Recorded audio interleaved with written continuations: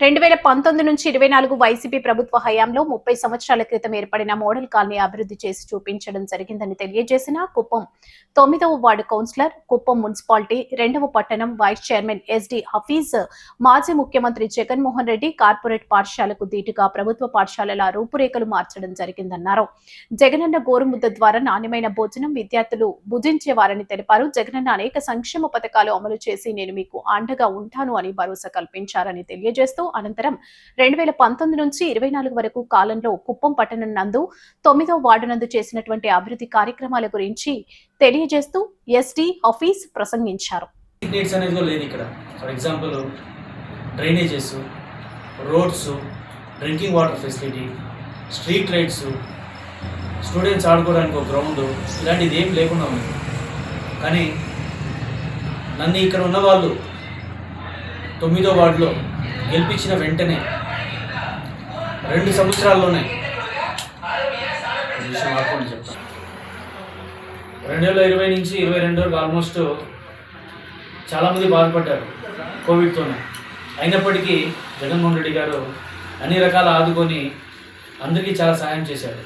కాళ్ళ విషయానికి వస్తే నేను ఇందాక చెప్పినట్టు జస్ట్ 2 సంవత్సరాల్లోనే మొత్తం వీధికి ఒక ఇల్లు కూడా స్కిప్ కాకుండా టోటల్గా డ్రైనేజెస్ వేయించాము.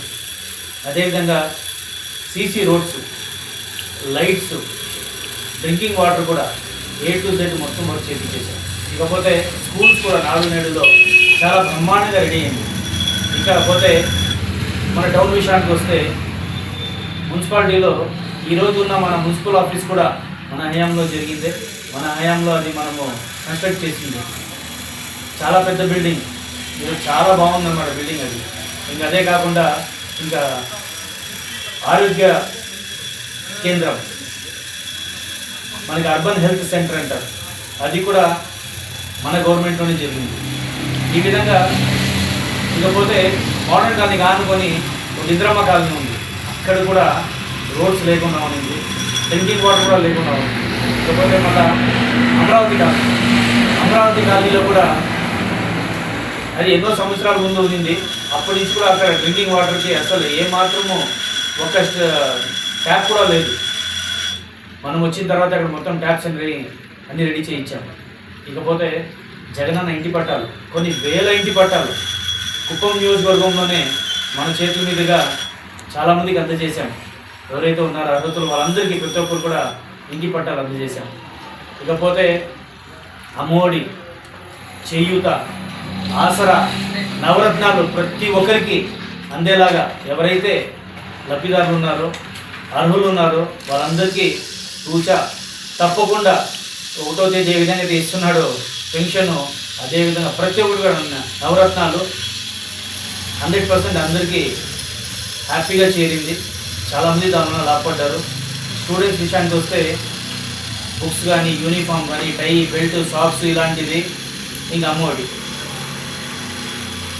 మధ్యాహ్న భోజనం విషయానికి వస్తే రకరకంగా అసలు ఈరోజు బాగా ఉన్నవాళ్ళు కూడా అంత హ్యాపీగా భోజనం చేస్తారు లేదు, కానీ జగనన్న గోరు ముద్ద అనేసి ప్రతి విద్యార్థి మధ్యాహ్నము కడుపు నిండా హ్యాపీగా భోజనం చేసేలాగా చేయించారు. సో స్కూల్లో స్ట్రెంత్ కూడా ఇంక్రీజ్ అయింది. ఇంకపోతే ఇంగ్లీష్ మీడియం, నార్మల్గా అంతకుముందు మనకు ఉన్నది తెలుగు మీడియం ఒకటే, కానీ జగనన్న ఇంగ్లీష్ మీడియం చేశాడు. ఎందుకంటే ఈరోజు ఉన్న మన కాంపిటీషన్కి మన స్టూడెంట్స్ రాబోయే రోజుల్లో ఫేస్ చేయాలంటే కాంపిటేటివ్ వరల్డ్ని ఇంగ్లీష్ మీడియం కావాలని చెప్పి జగనన్న ఇంగ్లీష్ మీడియం కూడా పెట్టించాడు. సో ఈ విధంగా ప్రతి ఒక్కటి ఇంకా చెప్పుకుంటూ పోతే చాలా ఉన్నాయి, ఒక రోజంతా చెప్పొచ్చు. అన్ని సంక్షేమ పథకాలు, అంత మంచి పనులన్నీ చేయించాడు జగనన్న. ఇంతకుముందు స్థానిక ఎలక్షన్లో జనాలు చాలా మంచిగా ఆదరించారు, గెలిపించారు. వాళ్ళకి నేను ధన్యవాదాలు తెలుపుకుంటున్నా. ఇంకా రాబోయే స్థానిక ఎలక్షన్లో కూడా, మున్సిపాలిటీ ఎలక్షన్లో 2021 జరిగింది, జనాలు చాలా మంచిగా ఆదరించారు. ముఖ్యంగా నేను వాళ్ళందరినీ ప్రతి ఒక్కరికి పేరు పేరున ధన్యవాదాలు తెలుపుకుంటున్నా. ఇప్పుడు రాబోయే మళ్ళా మనకి ఉన్న మన ఎలక్షన్ ఏదైతే ఉందో మున్సిపల్ ఎలక్షను, ఆ మున్సిపల్ ఎలక్షన్లో కూడా లాస్ట్ టైం లాగే జనాలు మళ్ళీ మనకి చాలా మంచిగా ఆదరిస్తారని చెప్పి మేము ఆశిస్తున్నాము. ఏదే నాడు నేడు విషయానికి వస్తే అంతకుముందు స్కూల్ చూసిన వెంటనే చెప్పేవాళ్ళు ఇది గవర్నమెంట్ స్కూల్ అని. కానీ 2019 నుంచి 24 మధ్యలో ఏమైతే అభివృద్ధి జరిగిందో ఈరోజు ఎవరైనా ఏ గవర్నమెంట్ స్కూల్కి వెళ్ళినా అసలు ఇది గవర్నమెంట్ స్కూలేనా, కార్పొరేట్ స్కూల్కి ధీటుగా ఉంది అని ఖచ్చితంగా చెప్తారు. ఇది ఎవరైనా దీన్ని యాక్సెప్ట్ చేయాల్సిందే. సో అందువలన అభివృద్ధి అనేది కేవలం జగనన్నతోనే సాధ్యమని చెప్పి ఈరోజు నేను మీకు తెలియజేస్తున్నాను. ఇప్పుడు రాబోయే మన ఏమైతే ఎలక్షన్ వస్తుందో మున్సిపల్ ఎలక్షన్, ఇంతకు ముందు ఆదరించినట్టు జనాలు మళ్ళీ మమ్మల్ని ఆదరిస్తారని చెప్పి మేము ఆశిస్తున్నాము.